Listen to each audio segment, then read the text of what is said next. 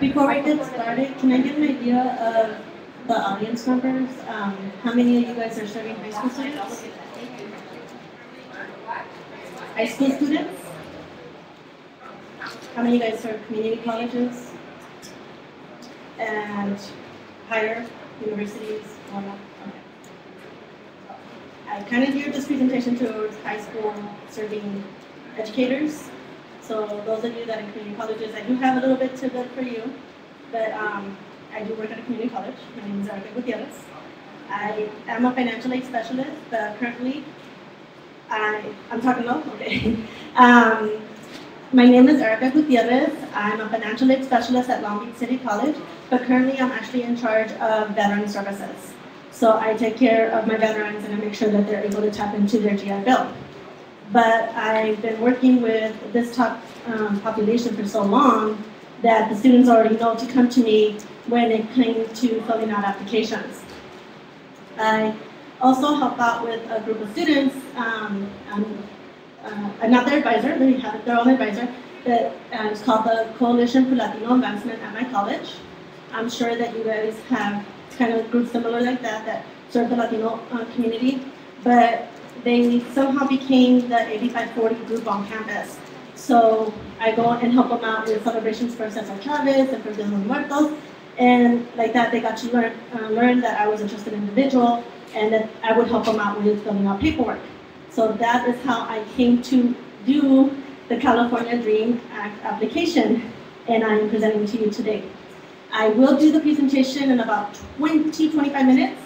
I will ask you to hold your questions to the end, except for right now.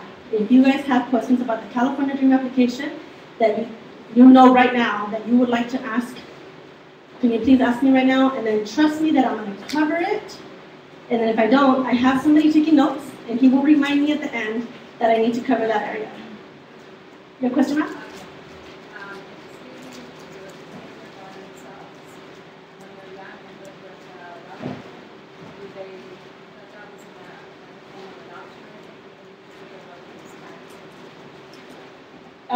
If somebody's here living with someone other than their parent, whose tax information do they use in the California Dream application? I will cover that. Any other questions? Yes.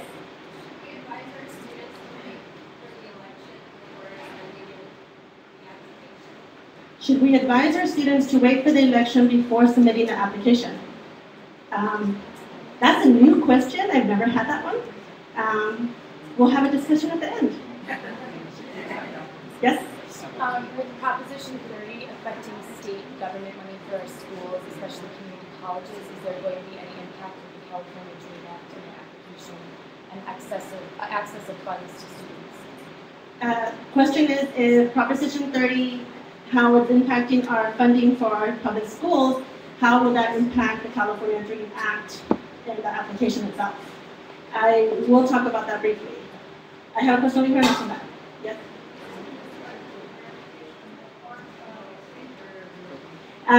For the GPA verification?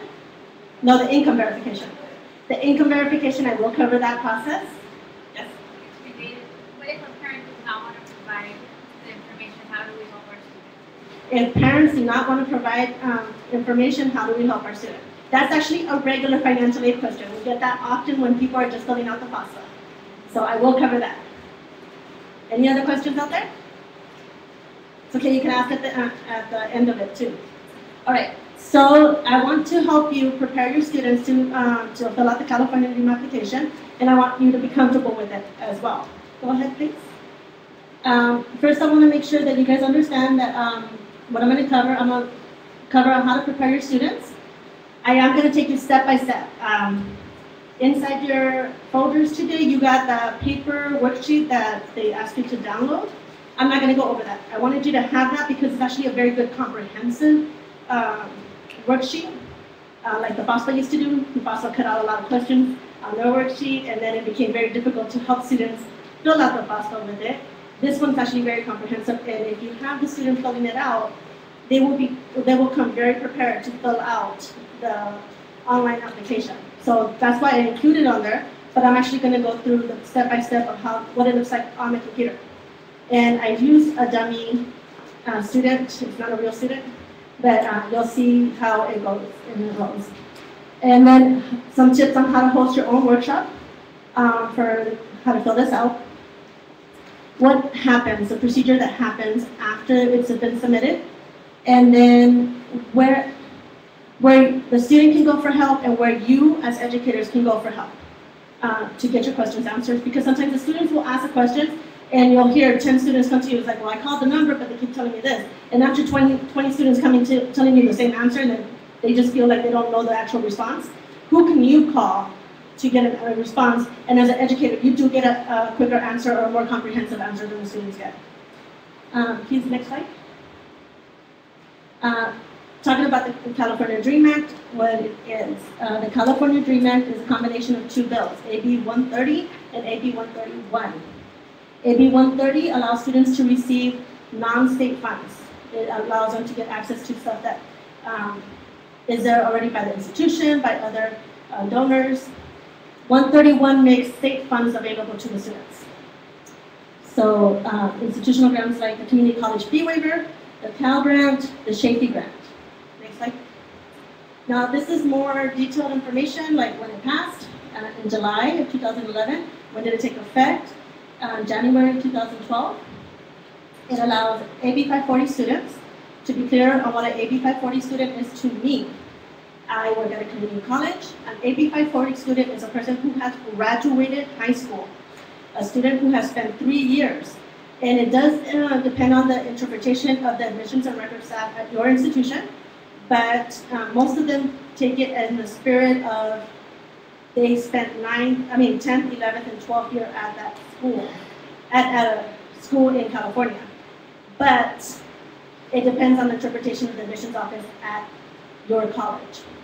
And that the student, or not only has a high school diploma, but they could also have gotten the GED, and they filled out an affidavit. An affidavit is a form that they can pick up at the admissions and records office at their college. They fill it out, they turn it back, and basically they're saying that they are a high school graduate from California, they went at least 3 years, and on top of it, they are going to seek legal types of residency as soon as it's possible for them. And then they submit that, and instead of being charged the out-of-state rate or the foreign rate, which can be thousands of dollars, they are charged the California in-state rate. And then, just so that you know, the majority of people that take advantage of this are not immigrants. The majority of people that take advantage of the AB 540 law are people who graduated from California high school and currently live in another state, and are taking advantage of it through internet classes. So that you're aware of it, not only this population is taking advantage of it, there are others who are as well. That's what an AB 540 student is. What students can do now, this was more guided to when the California Dream Act just came out. But you want the student to check with their college or the financial aid or scholarship offices to find out what's going on and what's available to them. And in the fall of 2012, they want to seek out applications just like any other student, but just make sure that they don't need a social security number to submit it, or if it says there has to be a U.S. immigrant or a citizen, then they just don't apply, they look for something else to apply and use their time effectively. Other things is, I think this is repeated, the 131. This is the part where I know a little bit more. The California community colleges. For everybody else, other than maybe 540 students and students that are not from the state, they are able to apply, and if they are able to prove that they do not have the resources to pay for the classes, they get the California Fee Waiver. A lot of us call it BOG for short, because it stands for Board of Governors Grant. Board of Governors Grant, BOG.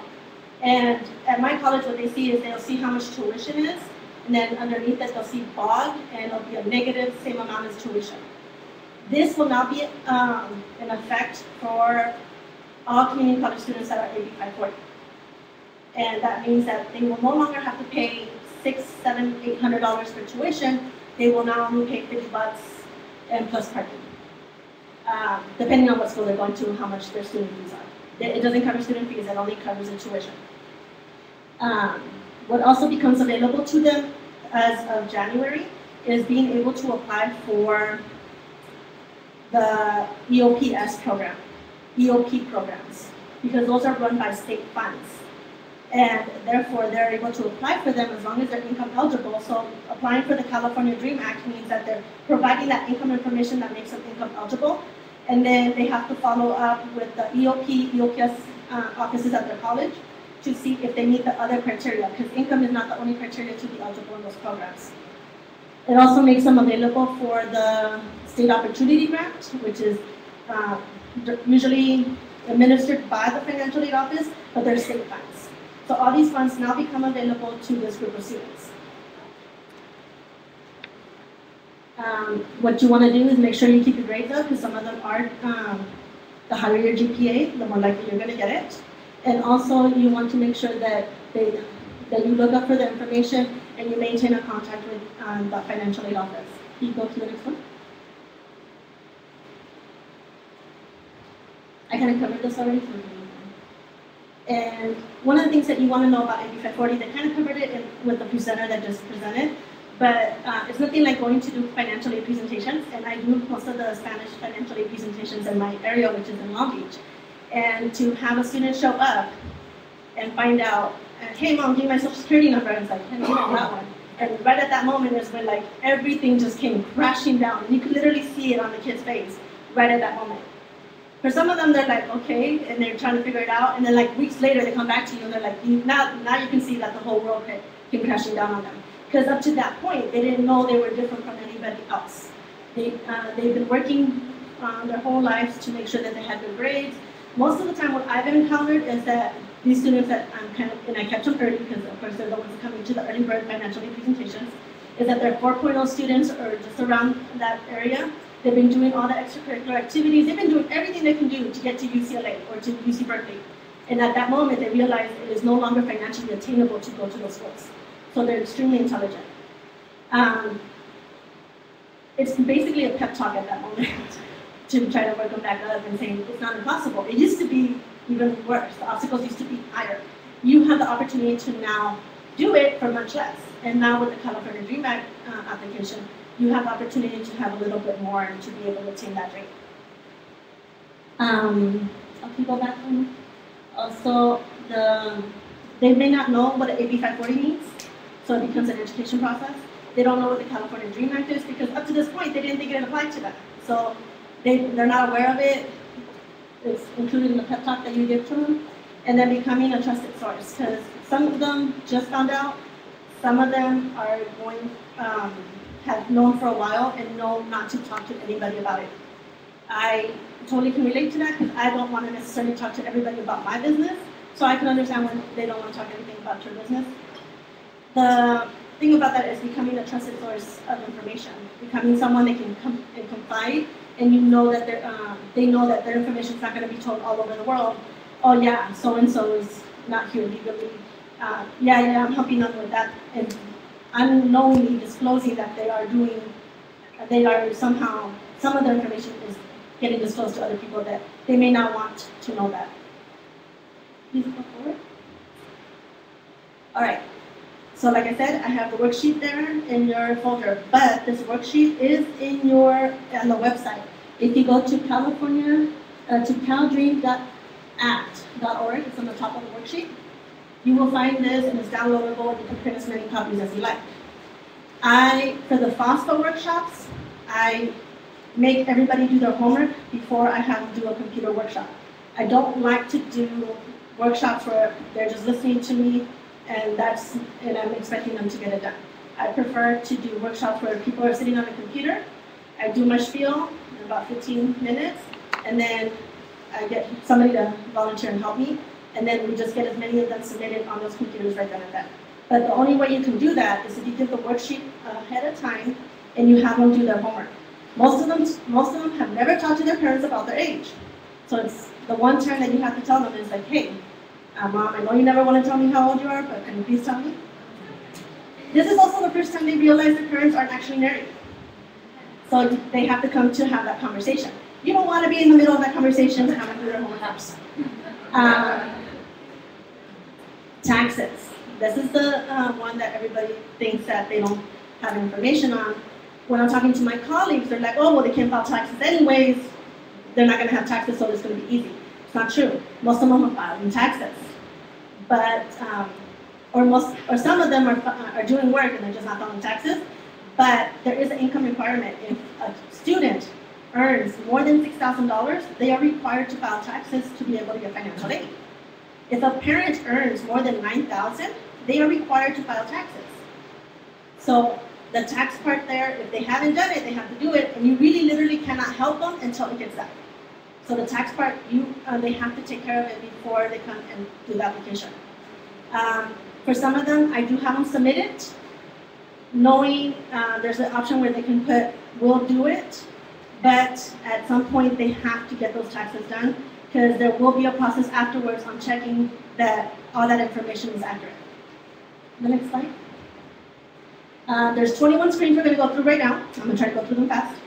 And so everybody knows the website we're going to is caldreamact.org. Okay, move forward. All right, the first thing you're going to do is go to that website. You're going to click on the button that says application, and then you're going to go to create new app. Next. And then it does a really good job of checking that people that are not supposed to apply for this are not applying for it. So to ask you, if you're a citizen, don't apply for this. And then it has a link to take you to the FAFSA. And it does this twice. So it wants to really make sure. It also goes really in detail in the second screen as to what type of visas cannot apply for the California Dream Act. So it gives them the opportunity to really look and see if they are eligible for the California Dream Act.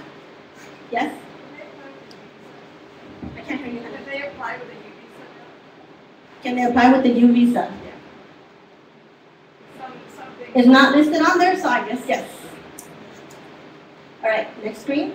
So if they click on the wrong one, which some of them do, they'll take them to the FAFSA page. This is what it currently looks like. It does change from time to time. But if they went to the FAFSA one, they're already filling out the wrong one. So just know it does happen, and then just redirect them back to the next, to the appropriate page. Next one. When they actually get to the appropriate page, they're actually entering information now. There is basic stuff: name, city, where they live, their birthday, and their email. Next. It confirms the information before they go on. The reason it confirms it is because some students do it more than once. They're nervous, they do it, and then they come to you for help, and they're like, "Oh, we already have your information. Why don't you just retrieve the last one?" If that's the case, then you may try to retrieve it. You can actually skip the retrieval process and just try to do it new, in case they forgot their password, which is often the case. Then you just go on and create a new one. They create a password, and they select their security question and their security answer. They forget this too. So that's why you sometimes create a new one. And then you go into the demographic questions. What is often a problem is right here. Are you male or female? It's not that they don't know, it's that they don't read the question. So just make sure that they answer that one question. The other question that they often have problems with is, do you reside in the state of California before January of 2007? They don't read the before part. And then when did you start residing in the state? It doesn't ask when did you start residing in the United States. It's asking when did you start living in California. This is to access California funds. And then their permanent phone number. At the bottom of this page, it also asks their driver's license. Many of these students do not have driver's license. This may change with DCAT, but at this time they don't have one, so we just leave that blank and move on. Can we move on? All right. This is one that always is a showstopper when you have a computer workshop, because they don't know what to ask. And usually it's the very first one that always stops everybody. If they're filling out this application, the third option, no, I am not a citizen or an eligible non-citizen, is the only answer you can answer. Otherwise, it will stop them and tell them, you should be doing the FAFSA. The next question is, did you get a high school diploma? Whatever is appropriate for that student. Most of the students I've been working with have a high school diploma, that's why I highlighted that option. Then they want to know, what are they going for? I always tell students, whether it's the FAFSA or the California Dream Act, put what you're ultimately achieving. For most of them is they want to go get their bachelor's, so put that you're going for your first bachelor's. Oh, I mean, sorry, You're attending, never attended college if you're working with high school students. If you're working with college students, whatever is appropriate for them. The next question is, they're going for the first bachelor's. The next question, are you interested in considering work study? Work study is not an option for them. As you can see, they took all the questions off the FOSFA and just put it on the California Dream application. So just tell them yes, because in case the college they go to, so let's say they go to UCLA and a department within UCLA has the funds to offer them work study, then they already told them, yes, I'm interested. But for the most part, just be honest with the students and tell them, you're most likely not going to get work study. There's not going to be a lot of funds out there for someone to offer you work study. So just put yes, because you leave the opportunity open, but at the same time, just be realistic about it. Then it asks about the educational attainment of the parent.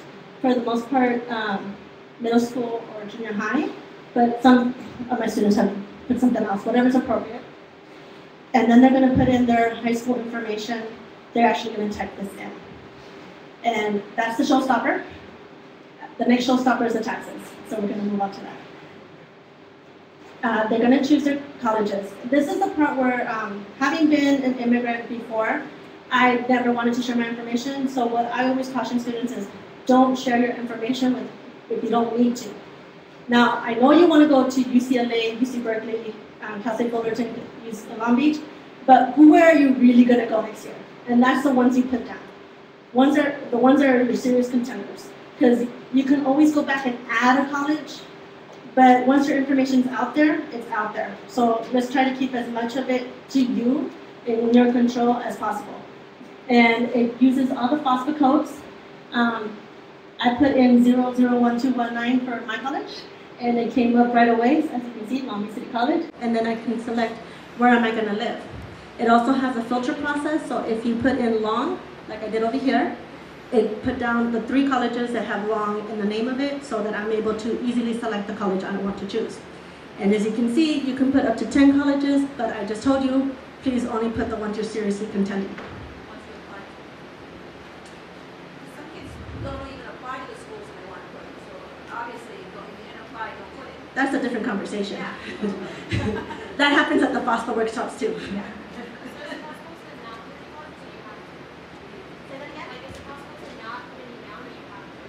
You have to put at least 1 college down. It won't let you go forward. The next, please. Okay, tax information. Most of the students I've been working with haven't worked. So they just put down on that part where it says, for 2011, did you complete your IRS taxes? I selected the option that says not going to file. It has smart logic, just like the FOSFA does. So it automatically removed all the questions right underneath it. So they just have the option now to go next. If they actually worked, the procedure is, I'm going to outline it when I get to the parents' taxes, okay? Next. And this field, if they worked, but they're not going to file taxes, this is where they claim it. I had a couple students where they did some work for stipends, but it never exceeded more than like $500. It's okay for them to put it down. Just put down $500, how much did you earn from work? If they didn't earn anything, it's okay for them to put 0. There's a big, huge fear of 0. And it doesn't matter if it's the FOSFA or the California Dream application. Students fear putting down 0. You have to just pat their back and say, it's okay, put down the 0, and just move on. Are they a dislocated worker? They don't understand that word. It just means, are you laid off? Did somebody not fire you, but did you get laid off because they no longer had funds to keep you employed? Most of the time, the answer is no, so we just move on. And this one does stop them. If they received any benefits from any other sources, most likely students will have received free or reduced lunch at their school. They can click that and move on. But if they didn't receive any of these services, just click on none of the above and move forward. Yes? What about students who get paid in cash? Got paid in cash? I'll talk that about the end. Next. Then there's these questions about other types of incomes that may have gone out of the household or into the household. For most of this population, these stay blank.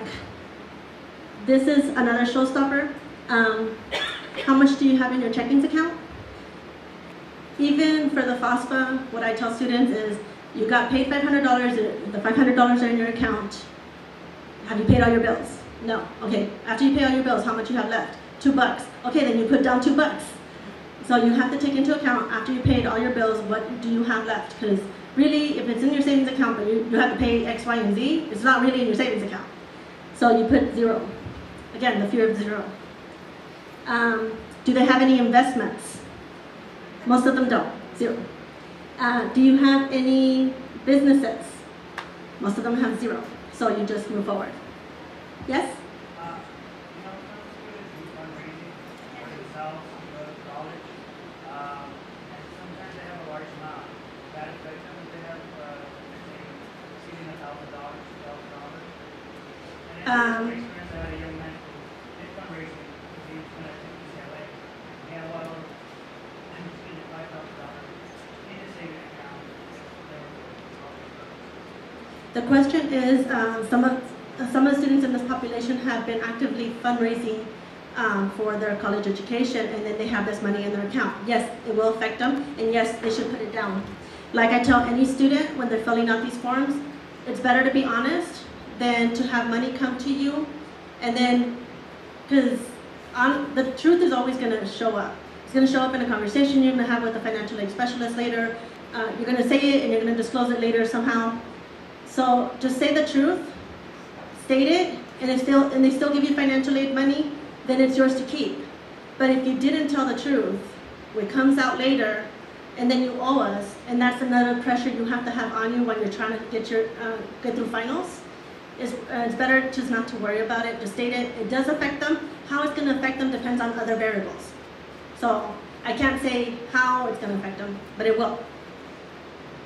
Next slide, please. Then we have the usual dependency questions. If you've seen the FOSFA, you've seen these questions before. The first couple of questions are pretty generic. They already answered them for them because based on the questions they previously answered. But then, are they currently in a graduate program? Most of them will say no. Do they have any children? Most of them will say no. I do have some that said yes. And then they automatically become independent and no longer have to provide parent information. Do they have anybody else that's dependent on them for 50% of their income or more? If they put yes, then they put it down. Are they in the armed services? Are they a veteran? And then the last section of the questions is, are they homeless youth? What I found is most of them don't answer these, don't understand the vocabulary, but you know that they're still living with their parents, so pretty much they're going to go down and answer no to those questions. In general, my experience has been anybody under the age of 24 is dependent on their parents, and it's really hard to not be considered dependent by this form any other way, other than if they're married and they have children. Move forward, please. It tells them because of the way you answer the questions, you are considered dependent, and then we move forward. And now we provide the parents' information. If you've ever been to a FOSFA workshop, what we tell parents, if they don't have a social security number, provide all zeros. The same thing here. If you don't have a social security number, provide all zeros. You also want to provide their last name. Some of the moms, this is when they have to disclose that they never changed their name. So they have to find out what actually is their name. Some of the students do not know their mom's actual name, last name. They have to have this conversation. When they were born, this information is going to be used to verify the parent's signature later, so it needs to be accurate. And then the parents' email. If they do not have an email, have them use the student's email. What state do they reside? This is when it becomes tricky for those that do not live with their parents. Still report where they're actively living. How that's going to be figured out is going to be determined by the financial aid office later. But just report where the parent is actually living now. Where do they reside question comes up again. Did they reside in the state for this long? And how many people live in the household? Now, I can't speak for the Asian Pacific Islanders population, but I can speak for Latinos. And just because we only claim 5 people on our taxes doesn't mean only 5 people live in our household. So this is the confusing question for a lot of students. You have to also refer them back to the tax forms for their parents and say, well, how many people would your parents claim on their taxes? That's the number of people that are living in your household. And then of them, how many are going on college? Most of the time it's just a college student, and we move forward. Oh, tax ID number. I do spend a little bit of time in the workshops going over tax ID numbers.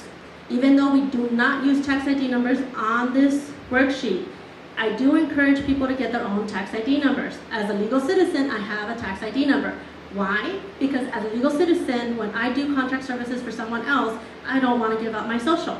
Because I might trust the person I'm working for, but I don't know if their secretary is trustworthy or the person doing payroll is trustworthy, so I just give out a tax ID number. So having a tax ID number does not give you away in any shape or form.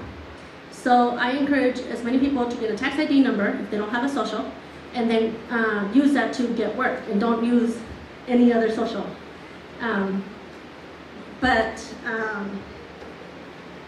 Some people don't know that it's free to apply. It's just going to the IRS office and filling out the application and getting your tax ID number. I don't think it requires a social on it, but I've seen many people that don't have a social get a tax ID number. So it's just a simple thing. You don't report it on this, but it's a good thing to have. Aside from that, if you ever want to go for residency, doing your taxes every year is a good way to prove that you have been positively contributing to this community. So getting the tax ID number allows you also to file your taxes. That's enough about the tax ID number. Where to find the information? Before this, some of these students have never looked at a tax form. So it's alien to them, it's like rocket science. They don't understand where to look. Even though it says on the California Dream application, look at line 37. Like line 37 is at the very bottom. Still, for some reason, it's rocket science. So I usually make them take a copy of the tax forms, and if there's the very first time filling out this form, I highlight things for them. I highlight this area for them, and I highlight this area for them, and I highlight this area for them. And those are the 3 pieces of information they need for the taxes. The other information they'll need, they'll get it from the W-2 forms. Move forward, please. And that's for the 1040. There's also the 1040A, but it's in a similar kind of location. Now they have to tell us which forms did they fill out. Did they already complete it? Will they complete it, or not going to file? Either way, if they put not going to file, all these questions will disappear. But if they're going to file or already completed, these questions stay up and you need to answer them. The first question is which form? I already pointed out the 1040, so go ahead and put 1040 for this example. And then again, it tells us for the 1040A, go to line 21, EZ4, and over here, probably for the 1040 says line 37. Just put that number there. Don't worry about pennies, the cents. They just want the rounded out number. Then how much do they pay in taxes? The number one mistake they do in this portion of it is whatever they earn, they put it again in the taxes. We do tax our people and we do tax them a lot, but we never tax them as much as they earn. That would just be slavery. So for the most of the students that I've been helping recently, it's 0. But if they do have something, just put the number that it is on the form. How many exemptions? This is spot number 3 on the taxes. How many people are they claiming as exemptions? And that's the end of the rocket science piece. And then they can move forward. If your parents filed a 1040, it does ask, are they eligible for other forms? Most of them don't know, so I don't even try to question it. I don't know enough about taxes to figure it out, so I usually put don't know. You had a question? The exemptions and the number in the household, and exemptions are just the kids that they list, right? No, I'm an exemption on my husband's taxes. Oh, that's right. And can we move forward? Again, now they want to know how much mom earned and how much dad earned. It's really simple. When dad earned all the money, then all the money in the AGS goes under dad.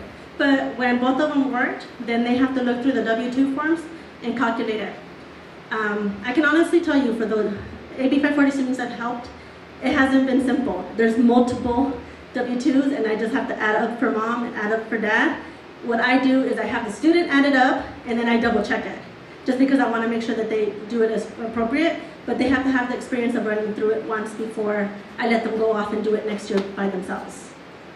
And again, did they use any social services? Like you know, a lot of the students have mixed families. Some people are receiving benefits, some are not. Just check all that applies. If nothing applies, just check none of the above and move forward.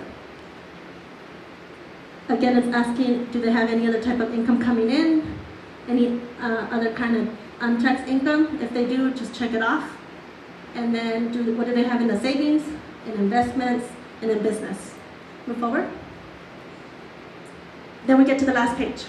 So we think. They do have a way for them to sign electronically. If they click sign electronically with my PIN, they have this little box pop up. It is nowhere near as difficult as getting a PIN for the FAFSA. The PIN for the FAFSA takes you to another page and you have to answer a bunch of other questions. And then students usually think after they submit the PIN, they've already submitted the FAFSA. That doesn't happen here because they enter the PIN right there. Like you can see, I chose a PIN right there. I submitted it. Once the PIN submitted, it's submitted. That's their electronic signature. It's really simple. And then they go and read through it. They actually have to scroll through the read before you proceed. Then they click agree. And then you think you're done because you're going to hit, when you hit submit on the PIN, you get this little blue bar pop up and you know that the PIN is submitted. And then you hit submit on the application and you think you're done and then this happens. Can you click the next one? This box pops up and says, you missed all this information. And anything you miss is highlighted in yellow. So again, they are afraid of the zero. Please help them put the zeros in because it will not let them submit. Once they hit the zeros, they can move forward. And please tell them, please choose if you're male or female. And move forward. Once they've submitted, the blue pop-up comes up. You click OK.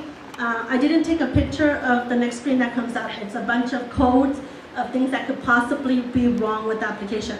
It doesn't mean they are wrong with that student's application. They're just things that could possibly be wrong with the student's application. I haven't seen what the follow-up is to those codes. I've asked students to give me their feedback. I haven't had anybody come back and tell me concrete feedback on that portion. So I'm just gonna assume that everything's okay until the next procedure. On some of the stuff, I'm gonna tell you right now, I don't know the answers to it. I'm just trusting the process once it gets to the colleges, and that's where it's gonna get figured out. After you're done with the error codes, you're gonna go back to that first screen you saw, and they're gonna put in that they wanna provide the parent signature. See, this was difficult at the beginning because we kept seeing the first screen and we weren't reading this portion. So everybody was not submitting the parent signature. So we just need to click on the parent signature and then it tries to retrieve the information. It wants to know if it's the father or the mother. They know who the father or the mother is of the student because the student provided the information in the application. Then they provide the student's information and then they provide the parent's information. And then they always get this pop-up bar. Sorry, the information you provided does not match any of the data that the California DREAM Act has. It's happened with every single one of my students. I'll give you the phone number to call. But my thinking is, if the student just finished doing it, it takes the database a little bit of time to pick up the information so it can retrieve it so that then the parent can submit the signature. So maybe if they check back in the next day, and some students have told me that they checked back 2 days later, they were able to retrieve the data and the parents were able to submit the signature. But this has been a major glitch for them. They are well aware of it, and they told me on the phone this week that this is something that when it comes out in January, they hopefully have it fixed. Move forward. The process. Just like the FAFSA, there's a process on how to get it done after it's been submitted. The student submits the application, and right now all the students that submit the application is so that they can get access to the Board of Governors fee waiver, EOPS, the State Opportunity Grant next spring. In January, the application will open again for people to have access to the Cal Grant funds and all the other funds I just mentioned in the fall of 2013. So that deadline will be March 3rd. So if the student didn't get it in by March 3rd, they may not be able to apply after that, okay? But they're gonna submit the application. Then the California Student Aid Commission is gonna process the information and they're gonna make this data available to the colleges. What we usually call this data is ICER. We receive the ICER and we download it into our database. Every college has their own database. We download it into our own database, and then what we usually do is we tell the student, hey, we have your data now. You're gonna get more information soon. We haven't done that at my college anyways. We haven't done that for any of the students that have recently applied for the California DREAM application. They are currently working with their database to be able to do that. The next thing that usually happens is the financial aid office will make them an offer. These are the financial aid that's going to now be available to you. At most community colleges, the student will at least, at minimum, receive the letter saying you are now eligible for the California fee waiver. The student then accepts it, and then they start receiving financial aid. This part's going to be tricky at my college as well, because currently what my college does is any student receiving financial aid, they get a Hire One card. You guys familiar with that? It's a bank. Hire One's a bank, and what they did is there were basically a bunch of students that were receiving financial aid. They didn't like the process, so they started a business to make it easier to get the financial aid. So what they decided to do is everybody gets issued their own ATM card with the MasterCard logo on it. It has the student's ID number on it and their student's name on it. When the student receives that, they go online and create their account with that bank. At that time, they have a choice to either get the money on that card, or if they already have their own bank account, transfer all the information so that it direct deposits into their bank account. This is an issue because banks usually work with social security numbers. So now we're looking at like, okay, this process is no longer going to work for this group of students. What can we do? So they're now also renegotiating with that bank to see what they can do for this particular population. Does that make sense? All right. I have a question in the back.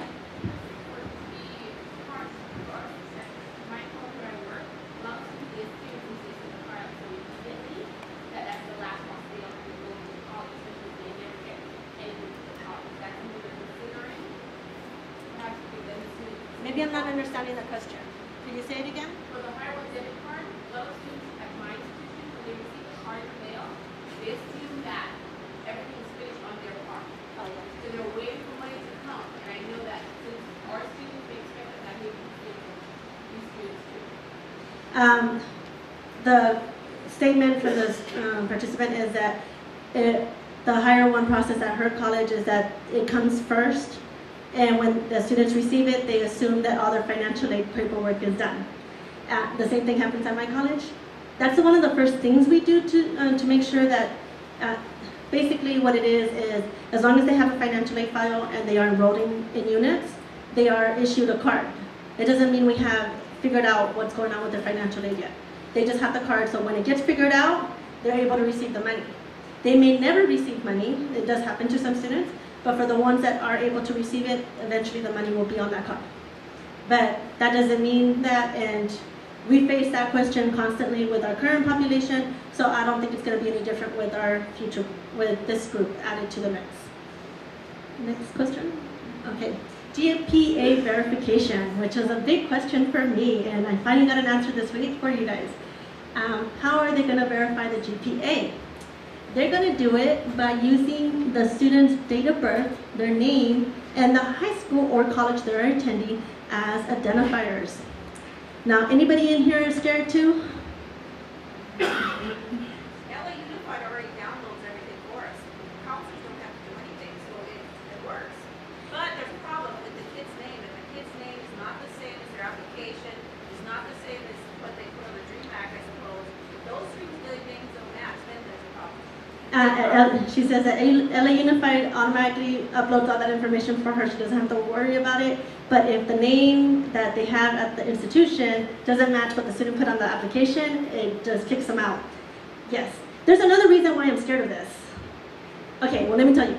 At my institution, I work at the college. My name is Erika Gutierrez. There's 2 other Erika Gutierrez's at the college. I constantly get their email, and constantly they get my email. So imagine for Maria Lopez, or Maria Garcia, or Juan Gutierrez. And then just imagine if 5 of them have the same birthday, or 2 of them went to the same high school, have the same birthday and the same name. So this is kind of scary for me.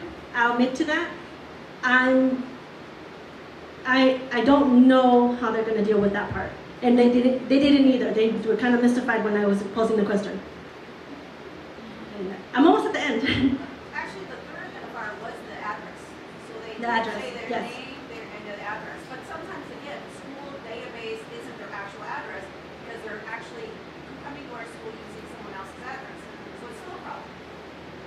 Yes. The question was, the next identifier is the address of the student, which makes me feel better. The other thing you want to do is leave the Social Security area blank and right above it write California Dream Act. That way they know that it's for a student that put in the California Dream Act and then matches it appropriately. Next slide. Where can the student go for help? On the website it tells them to go to this phone number. They have been giving good information. I haven't seen the students wait that long, so I still direct them to it. On the website, it also gives them other scholarship lists that they can go to and look up information. Next, please. For you, as educators, you want to go to the support line. This is a different number than that provided for students. So you want to go there, that person has more information, and then if you actually have student information with you, they will go through and answer that. They did it for me, so I'm hoping they do it for everybody else. The other thing I want to tell you is this person is there to help you with technical issues. This number, if you are finding that the student is having a lot of technical problems, give them that number. But don't give it out to a workshop of people. They don't want 100 students calling at one time. If that student's actually having technical issues, then release that number to that student so they can call. Because once they have that number, trust me, they will call them every single time. And then we will remember that Erica Gutierrez sent that student to them. And next time Erica Gutierrez calls, she won't get her questions answered. So use it cautiously. And then my number is right here. I am a financial aid specialist. One of the things I will tell other community college people that are in here, I do host workshops. I've hosted them for other colleges. I hosted at my college. What I've been grateful for is that they let me use the resources at my college, but I'm not paid when I do those presentations. I have to do that on my own time because of the fact that it's still a contentious issue, which leads to some of the questions that you guys had earlier. They don't want to get stuck in the middle of, you're supporting this group, you're not supporting this group. I don't see it as supporting or not supporting a group. This is law now. We are required to provide information. How dare we not provide a group of people that are looking for guidance. So that's where I'm at. But we have to be as cautious with the resources that we have available. I'm grateful for them letting us use the computer labs, giving me access to those resources, and letting me get the students on campus so we can do these workshops. One of the things you want to be careful with is that not everybody that shows up to your workshop is an AB 540 person. Some of them are coming to find out more information for whatever purposes they may think. So just be cautious with the information you tell them. Keep to the letter of the law and make sure that you cover yourself and cover the people that are letting you borrow the resources. And just keep it straightforward and just cover the basics of what you need to submit. Afterwards, it's the bigger follow-up that you have to make sure you take care of people. I know there's two questions I may not have answered, but I think I covered everybody else's questions. Yes? Yes, that question. It happens with the FOSPA as well as with the California Dream Act. There's a lot of people that don't live right now with their parents. They still have to provide their parents' information. So I had one student whose parents was in Mexico. They filed Mexican taxes. We still had to provide whatever was on the Mexican taxes.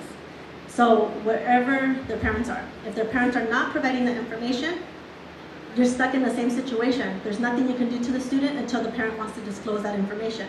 If the parent doesn't want to disclose it, that student is in that situation and they have to figure it out, or they have to find a way to become independent. I never tell students to get married to be able to get financial aid. I never tell students to have children to get financial aid. But if there are legal ways for them to then not be dependent on their parents to pursue them, but don't do extreme things like get married or have children. So they can't file on that? Right, they can't file it if their parents don't want to disclose the information. And I've had this situation for the last 10 years. It happens, it's heartbreaking, but unless they don't want to disclose it, there's nothing you can do. Some parents are just like anything else. We believe that once the government has it, they have everything on us and we can't figure it out.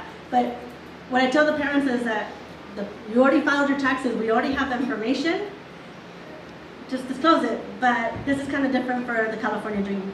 So I understand it, I understand their fear. When they get comfortable with it, they can come back. When they see their child struggling, they can come back. And I just keep an open door. It's like, oh, you're back? let's get this done. And we just move forward from there. And do we wait after the elections to do it? It depends on the people's fear. I am one of those people, I've had a friend deported, and having to see that person get deported and start their life over in Mexico was one of the hardest things to see. So I'm never going to tell somebody to do something they're not comfortable with. They should do whatever they're comfortable with and move forward. If people are, I know the phrase from UCLA is undocumented, unafraid. That's great. Let me be afraid for you. Don't move forward until you're really comfortable with this. Because I actually lived through the experience, so I don't want anybody else to go through that experience because there's nothing more heartbreaking. Like it's been presented before, there's been more deportations under Obama's administration than anybody else. We think that's a friendly administration. Imagine when we think it's not. So we should just encourage them to do whatever they're comfortable with. If they're comfortable with applying, then let them apply. I just had an AB 540 student tell me yesterday that she was thinking of Cal State Long Beach, Cal State Fullerton, but the fact that she now thinks that she's going to have all this money available to them, she is now going for UCLA. There's nothing like hope to nurture talented people to make sure that they're able to pursue their dreams. So she's really comfortable with applying and putting that information out there and getting her work permit. I support that, but the next student isn't, so I support them in the way that they're comfortable. Does that answer your question? Yes? You started off with giving us the income requirement. Can you tell us those again? Yes, for any student, if they've earned $6,000 or more, they are required to file taxes. For any parent, if they earned $9,000, and this is together. If both parents together earned $9,000, they are required to file taxes. And trust me, when it gets back to the financial aid people, when they're verifying all of this, they will tell the student, sorry, we can't move forward until you file taxes. So they'll be able to get through the whole process. We come down to the verification of it, because we will verify it, and we're going to use the same information we use to verify FOSFA. We're going to verify the California Dream Act with the same standards, and we're going to say, sorry, you earn more than $9,000, you are required to file taxes. Once you filed it, please come back and let us know. I had a question in the back. Yes?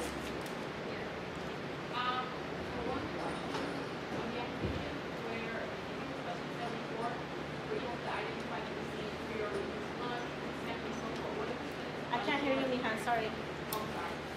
On the application where you have to identify if you received food stamps or free or reduced lunch, give me the example. Yes. With the free and reduced lunch. If the, What if a parent or student don't want to disclose, will that prevent, it doesn't say unsure, don't know, will that stop the application? look, if they're not comfortable disclosing it, just click none of the above and move forward. Checking off that they are free or reduced lunch for the financial aid component, it just tells us that they already meet the income guidelines. But if they don't want to disclose it, that's fine. We'll find out another way anyways.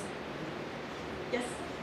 Going back to the income, I guess, for the taxes, if I have a student whose parent is not filing taxes, it's slightly over that $9,000 number, but it's being claimed by someone else, whose information are we reporting? Is it the person who's being claimed by or the parent?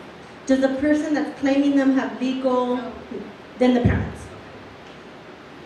Yes. Another question regarding that, you said that it's $9,000 combined, is that if they're married or if they're partners in the same household or? If they're married, yes. If they're partners, no. Then we're just looking at the parent that has custody. Or Yes. if the parent doesn't have any kind of W-2s? Then they, because they didn't work? No, they did work. They made- Oh, this is going back to the cash question we had earlier. If they get claimed taxes, there's different ways for us to define it. If they didn't earn more than $9,000, then they just have to verify it with the financial aid office later. But if they earn more than $9,000, then they still have to file taxes. We can't get around it. We still have to find some documented proof. We have this with the FOSFA as well, and the students come back and do the affidavit. I know I ran out of time. If you have a lot more questions, I am available through the email. I don't know all the answers, but I'm willing to check with my colleagues to get you the answers.